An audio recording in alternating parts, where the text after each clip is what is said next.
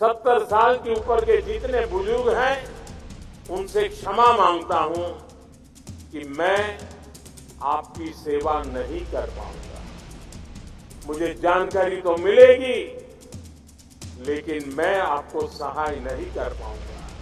लेकिन राजनीतिक स्वार्थ की वृत्ति की दीवारें मुझे दिल्ली के बुजुर्गों की सेवा करने से रोक रही है। मैं दिल्ली के 70 साल के ऊपर के जितने बुजुर्ग हैं और पश्चिम बंगाल के 70 साल के ऊपर के जितने बुजुर्ग हैं उनसे क्षमा मांगता हूं कि मैं आपकी सेवा नहीं कर पाऊंगा। मैं उनसे क्षमा मांगता हूं कि मुझे पता तो चलेगा आपको कष्ट है, मुझे जानकारी तो मिलेगी, लेकिन मैं आपको सहाय नहीं कर पाऊंगा।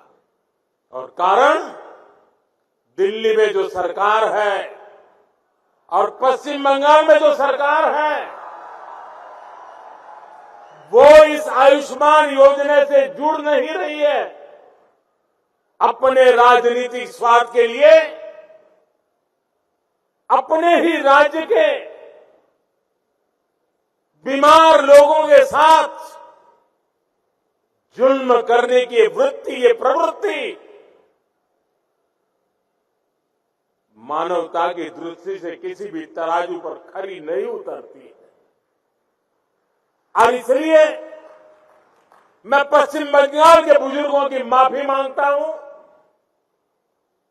मैं दिल्ली के बुजुर्गों की माफी मांगता हूं।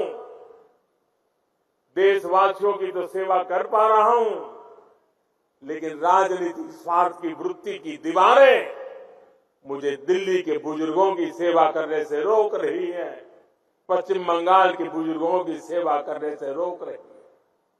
और मेरे लिए ये राजनीतिक पहलू से मैं बोल नहीं रहा हूं, भीतर एक दर्द होता है कि जिस दिल्ली से मैं बोल रहा हूं,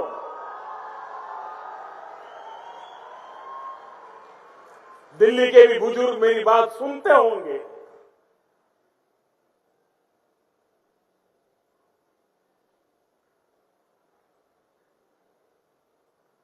मेरे दिल में कितना दर्द होता होगा।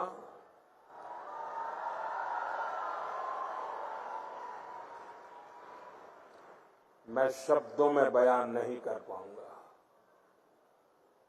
साथियों, गरीब हो, मध्यम वर्ग हो, सभी के लिए इलाज का खर्च कम से कम हो, ये हमारी सरकार की प्राथमिकता रही है। आज देश भर में 14,000 से ज्यादा पीएम जन औषधि केंद्र इस बात के साक्षी हैं कि हमारी सरकार कितनी संवेदनशीलता से काम कर रही है। जन औषधि केंद्रों पर 80% डिस्काउंट पर दवाइयां मिलती हैं।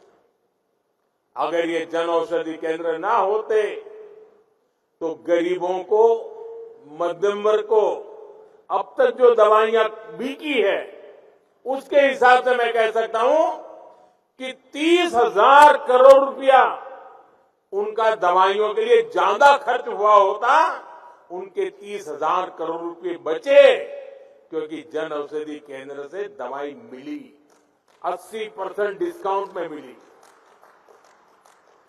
आप जानते हैं, हमने स्टेंट और नी इम्प्लांट में जैसे उपकरणों को सस्ता किया है। अगर ये निर्णय भी ना लिया होता तो सामान्य मानवी पर, जिन्होंने ये ऑपरेशन करवाए हैं, उनको 80,000 करोड़ रुपए ज्यादा खर्च करना पड़ता। ये हमारे प्रयासों का परिणाम है कि उनके 80,000 करोड़ रुपए बचे हैं। मुफ्त डायलिसिस की योजना से भी लाखों मरीजों का हजारों करोड़ रुपए का खर्च बचा है।